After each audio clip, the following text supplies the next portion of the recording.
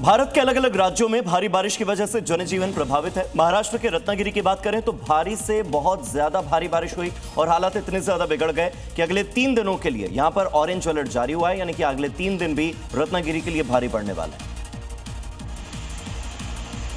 बारिश के कारण कई इलाकों में हालात बिगड़ गए हैं। नदियां और नाले उफान पर, कई जगह जलभराव की हालात बन गए हैं। प्रशासन ने निचले और नदी किनारे के गांवों को पूरी तरह सतर्क रहने की चेतावनी दी है।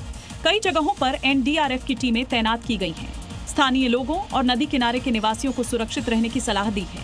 बांध से पानी ओवरफ्लो होने के कारण कई इलाकों तक पानी पहुंच गया, जिससे लोगों को भारी मुसीबत का सामना करना पड़ा। आज की सबसे बड़ी खबर यही है कि एंटी पेपर लीक बिल पर आज फिर से चर्चा होने वाली है संसद में। लोकसभा में बिल पर आज फिर चर्चा का दिन रहेगा।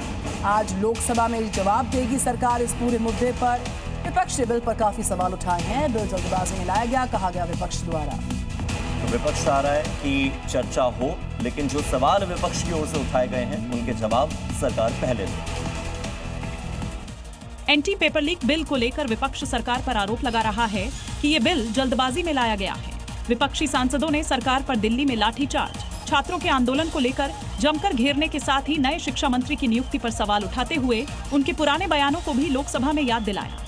आज भी चर्चा के दौरान सदन में हंगामे की आशंका है, क्योंकि आज नेता प्रतिपक्ष राहुल गांधी भी मुद्दे पर सरकार को घेर सकते हैं, जिसके बाद सरकार विपक्ष के सवालों और आरोपों पर जवाब देगी और उसके बाद बिल पर वोटिंग होगी। नीट पेपर लीक मामले में सुनवाई के लिए फास्ट ट्रैक कोर्ट का गठन कर दिया गया, जिसमें सीबीआई उन 13 आरोपियों को पेश करेगी जिनके खिलाफ चार्जशीट पेश की जा चुकी है। लेकिन सबसे हैरानी की बात यह कि आरोपियों में फिजिक्स, केमिस्ट्री, बायोलॉजी के एक्सपर्ट्स शामिल हैं। नीट का पेपर लीक करने वालों के खिलाफ सीबीआई ने गहन जांच की है। एजेंसी ने चार्जशीट के साथ बड़ी संख्या में सबूत इकट्ठा किए हैं, जिसमें 360 गवाहों के बयान, 422 दस्तावेज और 43 बड़े सबूत शामिल हैं। कई राज्यों में 92 जगहों पर छापेमारी की गई। फोन, लैपटॉप, डिजिटल डिवाइस और बरामद दस्तावेज की फॉरेंसिक जांच की गई। साथ ही आरोपियों के बैंक खाते, बैंक लॉकर और एक डीमैट खाते को भी फ्रीज किया गया है, जिसके आधार पर अब आरोपियों के खिलाफ फास्ट ट्रैक कोर्ट में तेजी से सुनवाई और कानूनी कार्रवाई चलेगी।